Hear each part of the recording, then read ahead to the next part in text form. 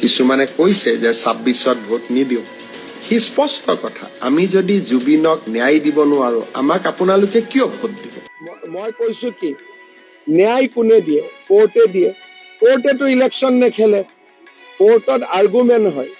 গতিকে যিসকলে ন্যায় বিচাৰে তেওঁলোকে আদালতত গৈ উকিল লগাব লাগে আৰু আদালতত ভাল আৰ্গুমেণ্ট কৰাব লাগে। আমিও কৰাই আছো, কিন্তু ন্যায় নহলে ভোট নিদিওঁ। এতিয়া জাজেতো ইলেকশ্যনে নেখেলে, জাজে ইলেকশ্যন খেলে নেকি ক'ব? গতিকে জাজকতো ভোটেই নালাগে।